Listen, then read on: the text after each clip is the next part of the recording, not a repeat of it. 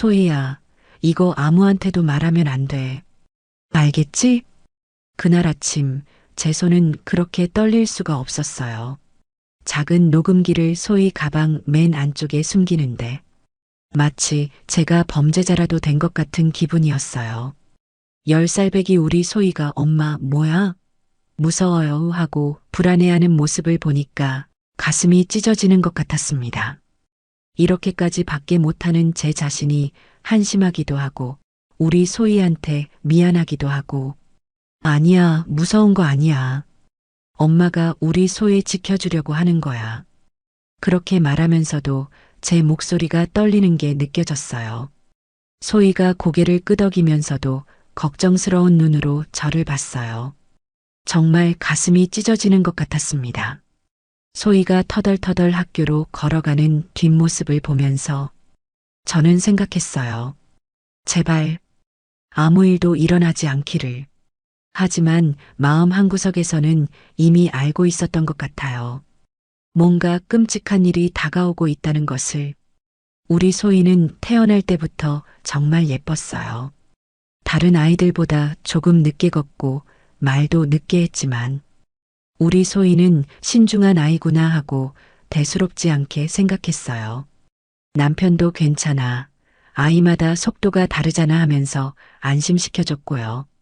그런데 소희가 4살이 됐을 때 어린이집 선생님이 이상하다고 하시더라고요. 그래서 병원에 갔는데 그때 처음 들었어요. 경계선 지능이라는 말을. IQ가 70 정도입니다. 특별한 관심과 사랑이 필요해요. 의사 선생님 말씀을 듣는 순간 세상이 무너지는 것 같았어요. 가슴 한가운데가 텅 비어서 구멍이 뚫린 것 같고 숨이 막혀서 제대로 쉴 수가 없었어요. 진료실에서 나와서 복도 벤치에 앉아서 한참을 울었어요. 어찌나 울었는지 눈이 퉁퉁 부어서 지나가는 사람들이 다 쳐다보더라고요. 소희는 제 무릎에 앉아서 저를 빤히 쳐다보는데 그 순진한 얼굴을 보니까 더 미안하고 더 슬프고 어떻게 설명해요? 내가 다른 아이들과 다르다고? 그래도 남편이 곁에 있어서 견딜 수 있었어요. 괜찮아, 여보. 우리 소희는 조금 특별하지만 그래도 우리 소중한 딸이야. 더 많이 사랑해주자. 그런 남편의 위로들 덕분에 힘을 냈습니다. 하지만 시간이 지나면서 현실이라는 벽에 부딪혔습니다. 언어치료, 인지치료, 사회성 훈련. 한 달에 소희 치료비만 60만 원, 70만 원씩 나가기 시작했어요. 저는 마트에서 일했는데 하루 종일 서서 일하면 하루에 8만 원 정도 벌었어요. 열흘은 꼬박 일해야 소의 치료비 한 달분을 버는 거죠. 거기다 설상가상으로 남편 사업도 점점 어려워졌어요. 수입은 줄어들고 빚이 점점 늘어가기 시작했죠. 어느 순간부터 집에 들어오는 남편 얼굴이 어두워지고 말수도 줄어들고 소희를 안아주는 것도 줄어들고 채권자들은 밤마다 전화하고 집까지 찾아오고 그러더니 하루는 술에 엄청 취해서 들어와서는 이런 말을 하더라고요. 소희만 괜찮았다면 지금보다 나았을 텐데. 그때 그 말이 저한테는 아직 송곳처럼 박혀 있습니다. 소희도 다 듣고 있을 텐데 어린 마음에 얼마나 상처받았을지. 그러던 어느 날 밤 남편이 제게 그러더라고요. 미안해. 내가 너무 능력이 없어. 소희는 잘못 없어. 다 내 잘못이야. 그때 왜 그 말이 이상하다고 생각 못했을까요? 다음 날 아침 남편은 세상을 떠났습니다. 유서 한 장 달랑 남기고요. 그 순간 정말 하늘이 무너졌어요. 내 인생은 망했구나. 하지만 그래도 포기하지 않았습니다. 저에겐 소희가 있으니까요. 소희를 보며 하루하루 열심히 살았어요. 마트에서 일하고 밤에는 택배 포장 일하면서 최선을 다해 돈을 벌었어요. 그 돈으로 소희 치료비 내고 생활비 하면 한 푼도 안 남았지만 그래도 괜찮았어요. 우리 소희의 웃는 모습 하나면 그걸로 충분했거든요. 그런데 몇 개월 전부터 소희가 이상해지기 시작했어요. 잠투정이 시작이었어요. 잠들기 전에 엄마 소희 옆에 있어줘 하고 매달리더라고요. 그러다가 새벽 2시, 3시에 깨서 울면서 제 침대로 뛰어와요. 나쁜 사람들이 소희한테 나쁜 말해요 하면서 온몸을 덜덜 떨어요. 그때는 어린 나이에 하는 단순한 잠투정이라고 생각했죠. 옆에서 잘 달래서 재우면 또 잘 자더라고요. 그런데 어느 순간부터 밥을 잘 안 먹기 시작했어요.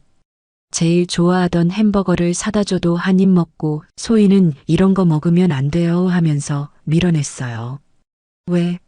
하고 물어보면 소희 나쁜 애니까요 하고 답했어요. 몸무게도 3kg나 빠졌어요. 그렇게 통통하던 우리 소희볼이 쏙 들어가니까 제 마음도 함께 무너져 내렸어요. 대체 소희가 왜 이러는 거지? 걱정이 되기 시작했어요. 그러고는 자해를 하기 시작했어요. 처음 봤을 때는 정말 충격이었어요. 머리를 벽에 쿵쿵 박으면서 소희 나쁘네, 소희 나쁘네 하고 중얼거리는 거예요. 팔을 빨갛게 꼬집어 놓고도 아픈 기색도 안 해요. 마치 그게 당연한 것처럼. 소희가 나쁜 일 했으니까 벌 받는 거예요 하고 말하는데 듣는 제가 미칠 것 같았어요. 결정적으로 학교에 무슨 일이 있다고 느낀 건 일요일 저녁 소희의 행동이었어요. 월요일이 되면 학교 가야 한다고 일요일 오후부터 벌써 불안해했어요. 엄마, 배 아파요, 머리 아파요 하면서 아픈 척을 하고요. 뭔가 잘못됐다고 직감적으로 느꼈습니다. 분명히 학교에서 뭔가 일어나고 있는 거예요. 즉시 학교에 전화를 걸었습니다. 안녕하세요. 소희 엄마입니다. 담임 선생님과 상담을 하고 싶어요. 다음 날 오후 저는 학교 상담실에서 박지영 선생님을 만났어요. 선생님, 우리 소희가 요즘 학교에 대해 안 좋은 얘기를 해요. 밤에 악몽도 꾸고. 혹시 학교에서 무슨 일이 있었나요? 아, 그런가요? 소희는 학교에서 아무렇지 않게 잘 지내고 있는데요. 정말요? 네. 수업도 열심히 듣고 친구들과도 잘 어울려 놀아요. 별다른 문제 없어 보이는데. 그런데 소희가 학교 가기 싫어해서 아이들이 가끔 그럴 수 있어요. 새학기 적응 기간이라서 그런 거 아닐까요? 걱정 안 하셔도 될 것 같아요. 그럼 수업 시간에도 문제 없나요? 소희가 아시겠지만, 아, 네. 알고 있어요. 그래도 소희는 정말 착한 아이예요. 다른 아이들보다 조금 느릴 뿐이지 아무 문제 없어요. 감사합니다. 그럼 잘 좀 부탁드릴게요. 그럼요. 그렇게 상담을 마치고 집에 돌아가는데 뭔가 찝찝했어요. 그럼 소희가 학교가 아닌 다른 곳에서 문제가 생긴 건가? 내가 잘 못 챙기고 있는 건가? 그런데 그렇다기엔 학교에 대한 얘기를 계속하고 학교를 너무 가기 싫어하는데 그 이후에도 계속 소희의 행동을 예의주시했어요. 하지만 상황은 나아지지 않고 더 악화됐습니다. 소희는 계속 자해를 했고 학교 가기 전날이면 엄청 힘들어했어요. 저는 너무 답답했어요. 대체 어떻게 해야 하지? 담임 선생님도 괜찮다고 하고 학교를 몰래 찾아갈 수도 없고 그래서 결국 이 녹음기를 산 겁니다. 올바른 행동이 아닌지 알지만 이것밖에 떠오르는 방법이 없었어요. 우리 소희에게 무슨 일이 일어나고 있는지 진실을 알아야겠더라고요. 그날 오후 소희가 집에 돌아왔어요.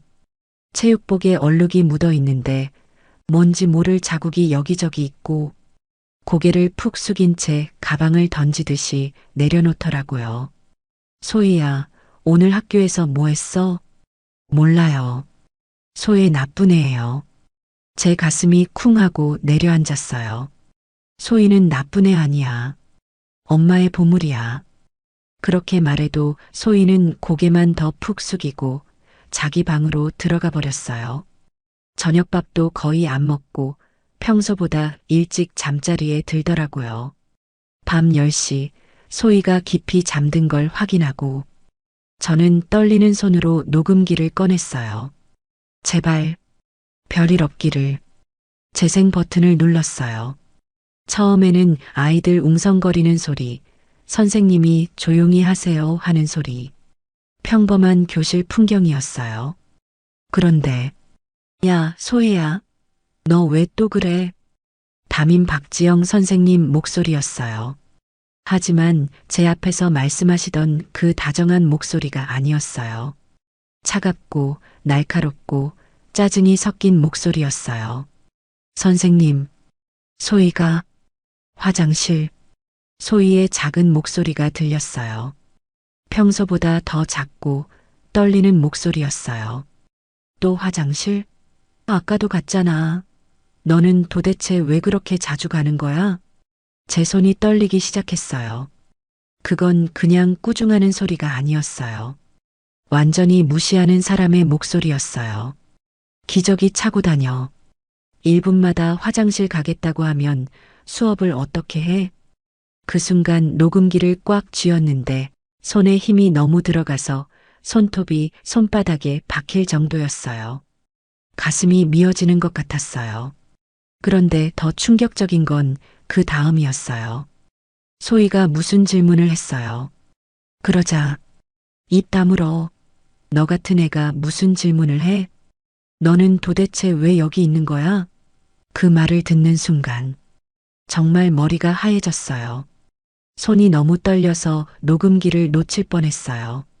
눈에서 눈물이 펑펑 쏟아지는데 닦을 생각도 못 하겠더라고요. 너 같은 건 쓰레기통이나 들어가야지. 쓰레기통이라고? 그 순간 화를 주체할 수 없어서 벽을 주먹으로 쳤어요. 너무 세게 쳐서 손가락이 다 까지고 피가 났는데도 아픈 줄 몰랐어요. 분노와 절망이 동시에 밀려와서 어떻게 해야 할지 모르겠더라고요. 그런데 더 끔찍한 건 다른 아이들 소리였어요.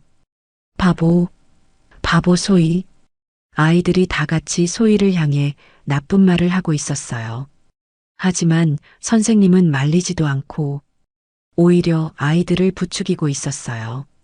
우리 소희를 집단 괴롭힘의 표적으로 만들고 있었던 겁니다. 그 다음에 들린 소희의 목소리. 정말 잊을 수가 없어요. 미안해요. 소희가 나빠서 미안해요. 우리 소희가 울면서 사과하고 있었어요. 뭔지도 모르는 일로 자기가 잘못했다고 사과하고 있었어요. 점심시간에는 더 끔찍했습니다. 야, 바보 소희다. 또 혼자네. 아이들이 조롱하는 소리가 들렸어요. 그러더니 뭔가 떨어지는 소리, 더러워. 하고 아이들이 웃는 소리. 소의 급식판을 떨어뜨린 것 같았어요. 미술 시간에는 미술 선생님까지 가세했어요. 소희야, 크레파스 치워. 너 같은 애가 뭘 그려? 쓰레기만 만들 텐데. 한 명도 아니고 담임부터 시작해서 다른 학생들, 다른 선생님들까지 하루 종일 그런 말들을 들으면서 우리 소희는 학교를 다녔던 겁니다.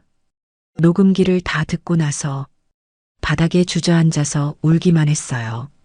소리내서 울면 소희가 깰까봐 입을 손으로 막고 흐느꼈어요. 우리 소희가 그래서 그렇게 변한 거구나. 왜 진작 눈치채지 못했을까요? 왜 진작 대처하지 않았을까요? 엄마가 늦었어, 소희야. 엄마가 너무 늦었어. 그날 밤 저는 잠을 못 잤어요. 곤히 자는 소희 얼굴을 보면서 계속 미안하다고, 엄마가 지켜주겠다고 속으로 다짐했어요. 이제 뭘 해야 할지는 분명했어요. 증거는 명확했어요. 내일 당장 학교에 가서 교장 선생님을 만나서 단판을 지어야겠다고 생각했습니다. 다음 날 아침, 일단 저는 소희를 학교에 보내지 않았어요. 엄마, 학교 안 가도 돼요? 응, 소희야. 당분간 엄마랑 있자. 그렇게 말하고 마트 사장님한테 전화를 드렸어요. 사장님, 죄송한데 당분간 아이 때문에 일을 못 나갈 것 같아요. 아이 때문에? 무슨 일인데요? 아이가 좀 아파서. 그럼 다른 사람한테 맡기세요. 요즘 사람 구하기가 얼마나 어려운데. 죄송해요. 정말 어쩔 수 없는 상황이에요. 그렇게 마트 일도 그만뒀습니다. 정기적으로 들어오던 수입이 사라졌지만 돈보다 중요한 건 우리 소희였어요. 지금은 이 일을 마무리 짓는 게 무엇보다 중요했습니다. 그리고 곧장 학교에 가서 교장실 문을 두드렸어요. 교장 최석규 선생님은 50대 후반에 온화해 보이는 분이었어요. 학부모 모임에서 몇 번 뵀는데 항상 웃고 인상도 좋고 아이들을 진심으로 생각하는 느낌이었어요. 그래서 저는 믿었어요. 이 녹음 내용을 들으면 당장 문제를 해결해 주실 거라고. 교장 선생님, 제 딸이 학교에서 이런 일을 당하고 있어요. 저는 떨리는 손으로 녹음기를 내밀었어요. 교장실 책상 위에 조심스럽게 올려놓으면서 제 목소리도 떨렸어요. 교장 선생님은 진지한 표정으로 들으셨어요. 고개도 끄덕이시고, 아, 그렇구나 하는 반응도 보이시고. 하지만 5분 정도 들으시더니 갑자기 녹음기를 끄시더라고요. 잠깐만요, 어머님. 그때 교장 선생님 표정이 바뀌는 게 보였어요. 처음에 그 온화한 미소는 온데간데 없고 뭔가 곤란해하는 표정이었어요. 이걸 들려주시는 의도가 뭡니까? 네. 뭐라고요? 전후 맥락을 모르잖아요. 소희가 뭔가 잘못했을 수도 있고, 선생님들도 교육적 차원에서 그러신 걸 수도 있고요. 교육적 차원이라고요? 10살짜리 아이한테 쓰레기통에 들어가라고 하는 게 교육이라고요? 교장 선생님이 손을 휘저으시더라고요. 선생님들이 좀 엄하게 지도하신 건 맞는 것 같습니다. 하지만 가끔 엄하게 교육할 필요도 있어요. 그리고 솔직히 말씀드리면 다른 학부모들로부터 소희 때문에 컴플레인이 많이 들어와요. 컴플레인이요? 수업 중에 자꾸 돌아다닌다든지, 다른 아이들 집중 방해한다든지, 다른 아이들을 괴롭힌다든지, 그런 얘기들이 많이 들어와요. 그런 일이 있었다면 왜 저한테 말씀 안 해주셨어요? 상담 요청이라도 하시든지. 어머님이 너무 예민하게 반응하실까 봐서요. 지적장애 아이들 부모님들이 대부분 그러시거든요. 지적장애 아이들 부모님들이 그렇다고요? 저는 제 귀를 의심했어요. 교장 선생님 입에서 그런 말이 나올 줄은. 그때부터 교장 선생님 말투가 완전히 바뀌었어요. 처음에 그 정중함은 사라지고 마치 저를 문제 있는 학부모 취급하시더라고요. 지적장애 아이들은 원래 작은 일도 크게 받아들이거든요. 피해의식도 강하고 소희가 선생님 말씀을 잘못 이해했을 수도 있어요. 잘못 이해했다고요? 교장 선생님, 지금 녹음기 들으셨잖아요. 하지만 그 상황에 전후 상황이 어떤 상황이었는지는 모르잖아요. 소희가 그동안 먼저 뭔가 잘못했을 수도 있고, 저는 점점 화가 치밀어 올랐어요. 10살짜리 아이가 뭘 잘못했다고 그런 말을 들어야 해요? 어머님, 너무 감정적으로 접근하지 마세요. 학교 교육이라는 게 쉬운 일이 아니거든요. 그때 교장 선생님이 결정타를 날렸어요. 정그러시면 특수학교를 고려해 보시는 게 어떨까요? 소희 같은 아이들은 특수학교에서 더 적절한 교육을 받을 수 있을 거예요. 특수학교라고요? 갑자기 왜 특수학교 얘기를 하세요? 문제는 선생님들이 아이를 차별하고 학대하고 있다는 거예요. 차별이라니요. 어머님이 너무 예민하게 받아들이시는 것 같아요. 그 순간 저는 깨달았어요. 이분은 처음부터 우리 소희를 도울 생각이 없다는 걸요. 오히려 문제를 덮으려고 하고 있다는 걸요. 그런데 어머님, 이 녹음기는 어떻게 확보하신 거죠? 소희 가방에 넣어뒀어요. 그럼 불법 녹음 아닌가요? 불법 녹음이라고요? 교장 선생님, 지금 중요한 건 그게 아니라 선생님들이 우리 소희한테 한 말이에요. 하지만 절차상 문제가 있는 자료는 신뢰하기 어렵죠. 그리고 이런 식으로 녹음을 하신다면 다른 학부모들도 불안해하실 거예요. 교장 선생님, 그럼 우리 소희는 어떻게 해요? 계속 이런 식으로 학교를 다녀야 해요? 글쎄요. 소희가 좀 더 적응할 시간을 주시는 게 어떨까요? 아이들이 원래 적응하는데 시간이 걸리거든요. 적응이요? 학대에 적응하라고요? 저는 더 이상 들을 수가 없었어요. 일어서면서 녹음기를 집어들었어요. 알겠습니다. 다른 방법을 찾아보겠어요. 어머님, 너무 성급하게 판단하지 마세요. 학교에서도 관심 갖고 지켜보겠습니다. 관심 갖고 지켜본다고요? 지금까지 뭘 하셨는데요? 그렇게 교장실을 박차고 나왔는데 다리에 힘이 빠져서 비틀거렸어요. 복도 의자에 앉아서 한참을 멍하니 있었어요. 이럴 수가. 교장까지 이럴 수가. 학교 전체가 소희에 대한 학대를 부정하고 덮으려고 하다니. 상황이 그렇게까지 되니까 오히려 더 오기가 생기더라고요. 그래, 그렇게 나와봐. 어떻게든 내 손으로 진실을 밝혀내겠어. 다음 날 지역 신문사에 전화를 걸었어요. 안녕하세요. 제보하고 싶은 일이 있는데요. 네, 말씀하세요. 초등학교에서 지적장애 아동이 교사들로부터 집단 괴롭힘을 당하고 있어요. 증거도 있고요. 기자님이 관심을 보이는 것 같더라고요. 사무실로 와서 얘기해보자고 하시길래 녹음기를 들고 갔어요. 기자님은 젊은 남자분이었는데 처음에는 진지하게 들어주시는 것 같았어요. 이게 증거라고 하신 녹음 파일인가요? 네, 직접 들어보세요. 기자님이 5분 정도 들으시더니 표정이 조금 애매해지더라고요. 내용이 심각하긴 하네요. 그런데 녹음만으로는 증거가 부족해요. 다른 증거는 없으신가요? 목격자나 내부 고발자나. 아니요, 없어요. 그럼 워낙 민감한 문제고 증거도 부족해서 저희가 이 정도로는 움직일 수 없을 것 같습니다. 부족하다니요? 선생님들이 직접 한 말이 다 들어있는데요. 학교 측 해명도 들어봐야 하고 교육청 입장도 확인해야 하고 일방적인 주장만으로는 기사화하기 어려워요. 죄송합니다. 저는 거기서 또 한 번의 좌절을 경험했습니다.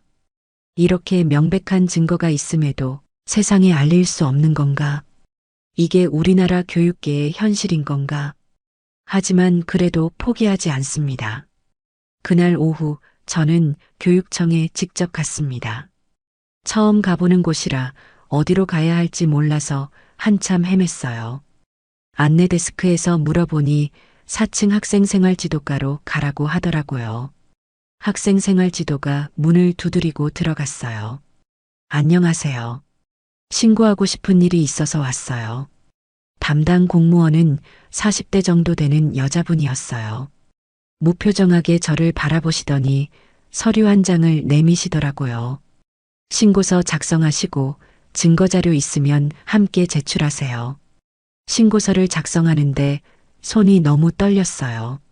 학생 성명 이소희, 신고서와 함께 녹음기도 제출했습니다. 언제쯤 조사 결과가 나와요? 먼저 학교에서 조사해보고 연락드리겠습니다. 학교에서 조사한다고요? 그 학교에서요? 내 절차상 먼저 학교 자체 조사를 해야 합니다. 결과 나오면 연락드리겠습니다. 교육청에서 나오면서 마음이 착잡했어요. 저분들이 정말 우리 소희를 도와줄까? 학교 자체 조사라니 이미 교장도 그렇게 나왔는데 일주일 후 교육청에서 전화가 왔어요. 신고하신 건 조사 완료됐습니다. 학교 측 조사 결과 특별한 문제는 없었다고 합니다. 네, 뭐라고요? 담임교사와 다른 교사들 모두 정상적인 교육 활동을 했다고 진술했고 교장 선생님도 해당 학생에 대한 특별한 문제는 없었다고 확인해 주셨습니다. 정상적인 교육 활동이라고요? 그럼 제가 제출한 녹음 파일은 어떻게 된 거예요? 녹음 내용도 검토했는데 녹음 파일의 맥락이나 상황을 정확히 파악하기 어렵다는 게 학교 측 입장입니다. 맥락이요? 그럼 저는 어떻게 해야 해요? 우리 아이는 계속 그런 일을 당해야 하는 거예요? 학교에서 앞으로 더 관심 갖고 지도하겠다고 약속했습니다. 더 지켜보시고 다시 문제가 생기면 재신고해 주세요. 더 지켜보라고요? 우리 소희가 더 망가질 때까지 기다리라고요? 전화를 끊고 나서 저는 한참 동안 멍하니 앉아 있었어요. 신문사도 안 되고 교육청도 안 되고 소희한테 미안했어요. 엄마가 돈 없고 백도 없고 아는 것도 없어서 아무것도 해줄 수 없구나. 엄마가 미안해. 그렇게 좌절하고 있는데 한 가지 희망이 떠올랐어요. 같은 아파트에 사는 승민이 엄마. 소희랑 같은 반이라 몇 번 마주친 적이 있었는데 변호사였거든요. 같은 학교에 다니기도 하고 같은 아이 엄마니까 제 사정을 충분히 이해해 줄 거라고 생각했어요. 그래서 염치불구하고 집으로 직접 찾아가 보기로 했습니다. 그날 저녁 승민이 엄마 집 초인종을 눌렀어요. 안녕하세요. 아랫집에 사는 소희 엄마예요. 아, 네. 안녕하세요. 승민이 엄마는 단정하고 깔끔한 모습이었어요. 실례가 안 된다면 좀 도움을 구하고 싶어서 왔어요. 아, 들었어요. 학교에서 녹음기 사용하셨다면서요? 그 말을 듣는 순간 깜짝 놀랐어요. 어떻게 하셨지? 아, 네. 우리 소희가 학교에서 힘든 일이 있어서. 그런데 우리 승민이도 그 녹음기에 들어있는 거 아닌가요? 수진이 엄마 목소리가 점점 차가워졌어요. 아니에요. 저는 우리 소희만. 학교에서 그러던데요. 반 아이들이 다 녹음됐다고. 우리 승민이가 무슨 잘못했다고 그런 걸 해요? 정말 그런 게 아니에요. 요즘 학부모들 사이에서 소희 엄마 얘기가 많이 나와요. 다른 아이들까지 문제 삼으려고 한다고. 우리 승민이는 아무 문제 없어요. 승민이 엄마 정말 그런 게 아니에요. 그리고 이런 식으로 찾아오시면 곤란해요. 앞으로 연락하고 와주세요. 쾅! 문이 닫혔어요. 저는 문 앞에서 한참 서 있었어요. 뭐지? 벌써 이런 소문이 학교에 퍼졌다고? 거기다 피해를 받은 우리 소희가 문제아라고? 내 이런 행동이 오히려 다른 사람들에게 피해를 주고 있다고? 난 내 아이를 지키기 위한 행동인 건데? 그날 저녁, 교장 선생님한테서 전화가 왔어요. 교육청에 신고하셨더라고요. 교육청은 결국 현장에 있는 저희 말을 믿을 수밖에 없거든요. 교육청에서도 또 그런 케이스구나 하고 보는 경우가 많아요. 지적장애 아이 부모들이 워낙 예민하게 반응하시니까 제 가슴이 터질 것 같았어요. 이 사람이 정말 교육자가 맞나 싶어서. 교장 선생님, 지금 무슨 말씀을 하시는 거예요? 그리고 솔직히 이런 일이 동네에 소문나면 소희한테도 좋을 게 없어요. 어머님도 여기서 계속 사셔야 하는데 이미 안 좋은 얘기들이 들리지 않아요? 협박이었어요. 대놓고 협박하고 있었어요. 저는 손이 떨려서 전화기를 제대로 잡을 수가 없었어요. 차라리 조용히 지내는 게 소희한테는 더 나을 거예요. 아니면 다른 학교로 전학 가시든지 아니면 특수학교를 알아보시든지. 전화를 끊고 나서 저는 한참 동안 멍하니 앉아 있었어요. 이게 현실이구나. 아이가 이렇게 학대를 당하고 있음에도 아무것도 할 수 없구나. 그날 이후 점점 더 주변 사람들의 시선이 달라지는 게 명확히 느껴지기 시작했습니다. 평소에 반갑게 인사하던 이웃들이 저를 피하기 시작했고, 슈퍼에 가면 수군거리는 소리가 들리고, 엘리베이터에서 만나면 어색한 침묵이 흘렀어요. 어느 날은 같은 반 민지 엄마가 저를 찾아왔어요. 소희 엄마, 잠깐 얘기 좀 해요. 민지 엄마는 평소에 친하게 지내던 사이였어요. 소희 엄마가 학교에 신고했다며? 선생님들을 고발했다고? 근데 우리 민지 얘기도 들어있어요? 다들 상황 파악은 하려 하지 않고 자기 자식이 연관되어 있는지만 생각하고 있었어요. 아니, 아무리 그래도 아무것도 모르는 아이들한테 죄를 뒤집어 씌우는 건 좀 아니지 않나? 어쨌든 이제 그만했으면 좋겠어요. 다른 아이들한테까지 피해주지 말고 조용히 삽시다 우리. 그렇게 말하고 민지 엄마는 가버렸어요. 그때 느꼈어요. 이제 내 주변엔 아무도 없구나. 내 아이를 지키려 한 행동 때문에 사회적으로 매장이 돼버렸구나.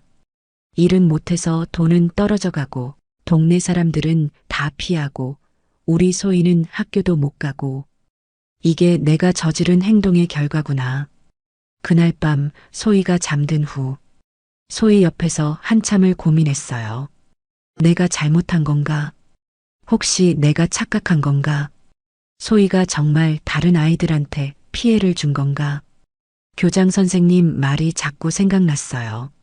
다른 학부모들로부터 컴플레인이 많이 들어와요. 선생님들도 어쩔 수 없어서 그렇게 말씀하신 건가? 지적장애 아이들은 상황을 제대로 파악하지 못한다고 하잖아요. 내가 너무 예민하게 반응한 건가? 다른 엄마들도 다 그렇게 말하고 있잖아요. 오버한다. 너무 민감하다. 혹시 정말 제가 문제인 걸까요? 소희의 잠든 얼굴을 바라봤어요. 소희가 정상 아이였다면 내게 일이 없었을 텐데 그 생각이 드는 순간 제가 정말 미쳐가는 것 같더라고요. 어떻게 엄마가 자기 아이한테 그런 말을 할 수 있어요? 하지만 그런 생각이 한번 들기 시작하자 멈출 수가 없더라고요. 부정적인 생각이 파도처럼 밀려오기 시작했습니다. 남편도 죽고 아이는 학대당하고 이제 동네 사람들까지 다 등 돌리고 눈물이 주르륵 흘렀어요. 차라리 조용히 살았으면 우리가 더 행복했을까? 우린 영원히 이렇게 살아야 하는 운명인 건가? 그 순간 이렇게 살아서 뭐해? 죽을까? 그런 생각이 스쳐 지나갔어요. 제 스스로한테 놀랐어요. 결국 이런 생각까지 하는구나. 그날 밤 수면제를 꺼내봤어요. 불면증 때문에 처방받은 건데 한 통에 30알이 들어있었어요. 이걸 다 먹으면 손에 들고 있는데 손이 덜덜 떨렸어요. 그 순간 소희가 잠결에 뒤척였어요. 엄마. 그 작은 목소리를 듣는 순간 제 정신이 번쩍 들었어요. 뭘 하고 있는 거야? 정말 미쳤나? 수면제를 다시 약장에 넣었어요. 그때 소희가 깨서 제게 말했어요. 엄마, 왜 안 자요? 그냥 생각이 많아서. 무슨 생각이요? 소희 생각. 나쁜 생각이에요? 아니야. 소희는 엄마 보물이야. 그때 다시 마음을 잡았습니다. 내가 죽는 한이 있더라도 이 아이만은 지켜야 한다고. 이 아이를 위해서 절대 포기하면 안 된다고. 다른 방법을 찾아보자. 분명 길이 있을 거야. 다음 날 아침 저는 컴퓨터 앞에 앉아서 인터넷을 뒤지고 있었어요. 지적장애 아동 학교 폭력, 특수교육 차별, 장애인 인권 상담. 온갖 검색어를 다 쳐봤어요. 하지만 나오는 건 대부분 법적 절차나 상담센터 연락처뿐이었어요. 이미 다 해본 것들이었죠. 마음이 점점 무거워졌어요. 그때 초인종이 울렸어요. 누구지? 문을 열어보니 모르는 남자분과 여자분이 서 있었어요. 안녕하세요. 혹시 소희 엄마님 맞으세요? 네. 그런데 누구세요? 저는 김유진이라고 하고요. 같은 학교 다니는 민준이 아빠입니다. 민준이요? 저는 박미영이고요. 예은이 엄마예요. 예은이도 소희와 같은 초등학교에 다녔었어요. 예은이도 모르는 이름이었어요. 뭔가 심각한 표정들이어서 불안했습니다. 갑자기 찾아와서 죄송한데 들어가서 얘기해도 될까요? 거실에 앉으니까 두 분 다 어색한 표정이었어요. 서로 눈치를 보면서 누가 먼저 말할지 망설이고 있었어요. 소문을 들었어요. 김유진 씨가 조심스럽게 말을 꺼냈어요. 녹음기로 증거를 모으셨다고. 사실 저희도 같은 일을 겪었습니다. 네, 같은 일이요? 저희 민준이도 지적장애예요. 자폐 스펙트럼이고 우리 예은이는 ADHD의 경계선 지능이에요. 제 가슴이 쿵 하고 뛰었어요. 그래서 이렇게 용기를 내서 찾아왔습니다. 저도 몇 개월 전부터 아이를 학교에 못 보내고 있어요. 그때 제 눈에서 갑자기 눈물이 나왔어요. 나 혼자가 아니었구나. 정말요? 네. 저희 민준이도 비슷한 상황이었어요. 우리 예은이는 지금 중학생이에요. 그 초등학교에 다닐 때 미친 애, 정신병자라는 말까지 들었어요. 제 손이 떨렸어요. 소위만 당한 일이 아니었구나. 저희도 처음에는 혼자 해결하려고 했어요. 김유진 씨가 씁쓸하게 웃었어요. 그런데 쉽지 않더라고요. 박미영 씨가 가방에서 USB와 파일을 꺼냈어요. 저희가 모은 증거도 있어요. 목격자 증언서도 받았어요. 복도에서 우리 아이들이 당하는 걸 본 사람들. 많이 준비하셨군요. 저는 그냥 녹음기 하나만 들고 무작정 싸우려고 했는데, 내 단순히 녹음 증거만으로는 싸울 수 없다는 걸 알게 됐거든요. 김유진 씨가 저를 바라보며 말했어요. 저희가 힘을 합치면 언론도 교육청도 무시 못할 거예요. 김유진 씨의 말을 듣는 순간 제 마음속에 오랫동안 꺼져 있던 희망의 불씨가 다시 살아나는 것 같았어요. 그동안 얼마나 외로웠는지 그 모든 무게가 조금씩 가벼워지는 것 같았어요. 박미영 씨가 제 손을 잡았어요. 따뜻했어요. 이제 혼자가 아니에요. 우리 함께해요. 그 순간 저는 정말 울고 싶었어요. 기쁜 눈물이었어요. 그럼 우리 어떻게 해야 할까요? 일단 모든 증거를 정리해요. 그리고 언론에도 제보해요. 세 가족의 이야기라면 관심도 클 거고요. 박미영 씨가 희망에 찬 목소리로 말했어요. 교육청에도 다시 가야겠어요. 이번에는 저희 셋이 함께. 그럼 내일 저녁에 다시 만날까요? 저희 집에서요. 김유진 씨가 제안했어요. 가족들도 모두 만나고 구체적인 계획도 세우고. 네, 감사합니다. 내일 봬요. 그날 밤 저는 오랜만에 편안하게 잠들 수 있었어요. 이제 혼자가 아니구나. 우리 소희를 지킬 수 있겠구나. 꿈에서는 소희가 다른 아이들과 함께 웃으면서 뛰어노는 모습이 보였어요. 오랫동안 보지 못했던 우리 소희의 밝은 모습이었어요. 다음 날 저녁 김유진 씨 집을 찾아갔어요. 김유진 씨 부인과 박미영 씨 남편도 함께 왔고 아이들도 모두 데려왔어요. 민준이는 11살로 소희보다 1살 위였는데 말은 별로 없지만 착해 보였어요. 예은이는 14살로 소희보다 나이가 많았고 활발한 성격이었어요. 안녕, 난 소희야. 난 민준이야. 예은이야. 아이들이 서로 인사하는 모습을 보니까 제 가슴이 따뜻해졌어요. 우리 소희가 오랜만에 또래 친구들과 만나는 거였거든요. 어른들은 거실에서 회의를 했어요. 구체적인 계획들을 하나씩 정리해 나갔고 그렇게 모든 준비를 마쳤습니다. 다음 주 월요일 저희는 교육청부터 갔어요. 4층 학생생활지도과에 도착했을 때 담당 공무원은 저를 알아봤어요. 같은 사건의 피해자들입니다. 박미영 씨가 단호하게 말했어요. 담당자 표정이 바뀌었어요. 일단 자료부터 보겠습니다. 저희가 준비한 모든 자료를 쏟아부었어요. 담당자가 몇 개 파일을 듣더니 얼굴이 굳어졌어요. 김유진 씨가 바로 얘기했어요. 학교 자체 조사가 어떻게 진행되는지 저희도 압니다. 이번에는 교육청에서 직접 조사해 주세요. 상급자와 상의해 보겠습니다. 잠시 기다려 주세요. 30분 정도 기다리니까 과장님이 직접 나왔어요. 이번 사건 관련해서 저희가 철저히 조사하겠습니다. 지난번과는 완전히 다른 태도였어요.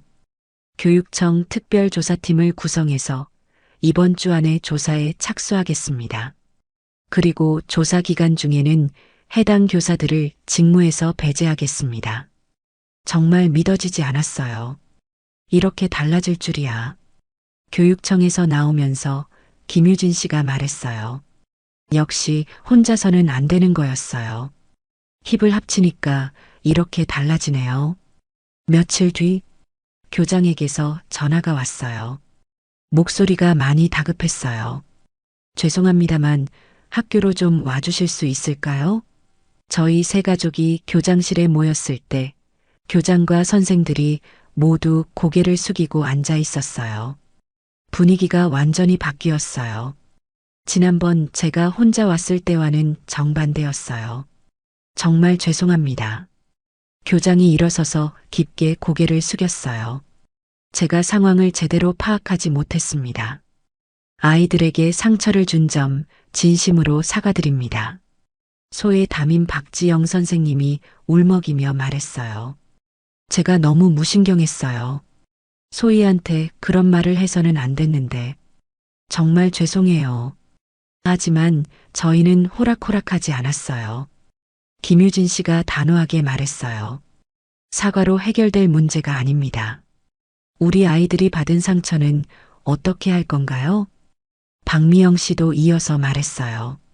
학교도 못 가고 밤마다 악몽 꾸고 이게 사과로 해결됩니까? 저도 용기를 내서 말했어요. 교장 선생님, 지난번에 저 혼자 왔을 때는 과민 반응이라고 하시더니 지금은 왜 사과하세요? 교장이 더욱 고개를 숙였어요. 제가 잘못 판단했습니다. 선생님들 교육시키고 시스템 개선하겠습니다. 이번만 넘어가 주시면. 이번만요? 김유진 씨가 목소리를 높였어요. 이미 늦었어요. 교장 얼굴이 새파랗게 질렸어요. 박미영 씨가 이어서 말했어요. 다른 아이들은 이런 일 당하지 않도록 세상이 바뀌어야 합니다. 그때 담임 박지영이 울면서 말했어요. 정말 죄송해요. 제가 사직하겠어요. 제발 용서해 주세요. 하지만 저희는 흔들리지 않았어요. 사직한다고 해결되는 게 아니에요. 이런 일이 다시 일어나지 않도록 시스템이 바뀌어야 해요. 다른 장애 아이들도 우리 아이들처럼 당하지 않도록 세상이 알아야 해요. 교장실에서 나온 다음 날 저희는 지역 신문사에 연락했어요. 강원일보입니다. 안녕하세요. 제보할 일이 있어서 전화드렸어요. 초등학교에서 지적장애 아동들이 교사들로부터 괴롭힘을 당한 사건이에요. 세 가족이 함께 제보합니다. 기자님이 관심을 보이더라고요. 다음 날 오후 기자님이 김유진 씨 집으로 왔어요. 젊은 여자 기자님이었는데 굉장히 진지하게 들어주셨어요. 기사는 언제쯤 나와요? 내일 아침 신문에 실릴 예정이에요. 그리고 온라인에도 올라갈 거고요. 다음 날 아침 일찍 김유진 씨한테서 전화가 왔어요. 소희 엄마, 신문 나왔어요. 김유진 씨가 신문을 사가지고 우리 집에 왔어요. 일면은 아니었지만 사회면 톱기사로 실렸더라고요. 지적장애 아동 3명, 한 학교에서 집단 괴롭힘 당해. 제목을 보는 순간 가슴이 뛰었어요. 정말 우리 이야기가 신문에 실렸구나. 기사를 읽어보니까 저희가 한 말들이 그대로 실려 있었어요. 물론 학교 이름이나 선생님 이름은 가명으로 처리되어 있었지만요. 오후에는 지역 방송국에서도 연락이 왔어요. 저녁 뉴스에 짧게 다룰 예정인데 인터뷰 가능하세요? 저희 세 가족이 방송국에 가서 간단한 인터뷰를 했어요. 얼굴은 모자이크 처리하고 목소리도 변조해서 나갈 거라고 하더라고요. 그날 저녁 7시 뉴스를 보는데 정말 나왔어요. 그 다음 날부터 조금씩 반응이 오기 시작했어요. 동네 사람들이 저를 보는 시선이 달라졌어요. 전에는 피하거나 수군거렸는데 이제는 수고 많으셨어요. 하고 인사해주는 분들이 생겼어요. 마트에서 만난 아주머니가 그러시더라고요. 신문에서 봤어요. 정말 힘드셨겠어요. 온라인에서도 조금씩 화제가 되고 있었어요. 지역 온라인 커뮤니티에 기사가 공유되고 댓글들이 달리기 시작했어요. 이런 일이 우리 동네에서 일어났다니. 장애 아이들한테 어떻게 그런 말을 할 수 있지? 학부모들이 정말 대단하다. 물론 부정적인 댓글도 있었어요. 요즘 부모들이 너무 예민한 거 아닌가? 아이들이 좀 힘들어도 그게 교육 아닌가? 하지만 대부분은 저희를 응원해주는 댓글들이었어요. 일주일 후 교육청에서 조사 결과를 발표했어요. 해당 교사들의 부적절한 언행이 확인되어 징계 절차에 들어간다. 담임교사 2명은 전보 조치, 1명은 견책 처분, 교장은 문책 경고 처분. 완전히 원하는 수준은 아니었지만 그래도 처벌이 나온 거였어요. 혼자였으면 절대 할 수 없었을 일이에요. 그리고 며칠 후 특별한 전화가 왔어요. 안녕하세요. 장애인권연대에서 연락드립니다. 네. 최근 언론 보도를 봤는데 저희가 도움을 드릴 수 있을 것 같아서요. 특수학교 입학 관련해서 저희가 지원해 드릴 수 있습니다. 세 가족 모두요. 정말요? 네. 언론 보도를 보고 시민들이 성금도 보내오고 있고 교육청에서도 피해 가족 특별 지원 정책을 검토하고 있어요. 정말 믿어지지 않았어요. 우리가 싸운 일이 이렇게 좋은 결과로 이어질 줄이야. 세상은 아직 따뜻하구나. 그날 저녁 소희에게 그 소식을 알려줬어요. 소희야, 엄마가 좋은 소식이 있어. 무슨 소식이요? 소희가 새로운 학교에 갈 수 있게 됐어. 새로운 학교요? 응. 소희 같은 특별한 아이들만 다니는 학교야. 거기서는 선생님들이 소희를 정말 사랑해 주실 거야. 소희가 눈을 반짝였어요. 정말이에요? 나쁜 말 안 하는 선생님들이요? 그럼. 절대 나쁜 말 안 해. 소희가 못하는 것도 천천히 가르쳐 주시고 소희가 잘하는 것도 많이 칭찬해 주실 거야. 그때 소희가 갑자기 제 품에 안겼어요.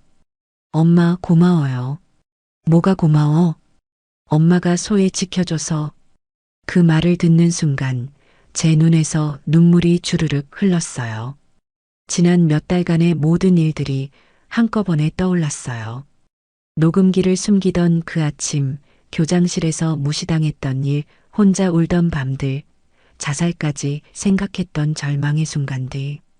하지만 이제는 다 지나간 일이었어요. 우리가 이겨냈어요. 소희야, 엄마도 고마워. 엄마가 왜 고마워해요? 소희가 엄마의 딸이어서, 소희가 있어서 엄마가 이렇게 강해질 수 있었어. 다음 날 김유진 씨와 박미영 씨한테서 연락이 왔어요. 우리 다 같이 만나서 축하 파티해요. 아이들도 기뻐할 거예요. 그날 저녁 세 가족이 모였어요. 아이들은 신나서 뛰어다니고 어른들은 그동안의 일들을 돌아보며 이야기했어요. 정말 기적 같아요. 박미영 씨가 말했어요. 몇 달 전만 해도 이렇게 될 줄 꿈에도 몰랐어요. 김유진 씨도 고개를 끄덕였어요. 혼자였으면 절대 불가능했을 일이에요. 저도 마음 깊이 동감했어요. 세상에는 나쁜 사람들도 있지만 좋은 사람들도 많다는 걸 알았어요. 그리고 포기하지 않으면 길이 열린다는 것도. 아이들이 함께 그림을 그리고 있었어요. 정말 밝고 화려한 색깔들로 가득한 그림이었어요. 엄마들, 우리 그림 봐요. 소희가 신나게 소리쳤어요. 그림 속에는 무지개가 있고 그 아래서 새 아이가 손을 잡고 웃고 있었어요. 우리 새 학교 가서도 계속 친구할 거예요. 예은이가 말했어요. 응, 계속 같이 놀자. 민준이도 대답했어요. 이제 우리 아이들이 다시 웃을 수 있게 되었어요.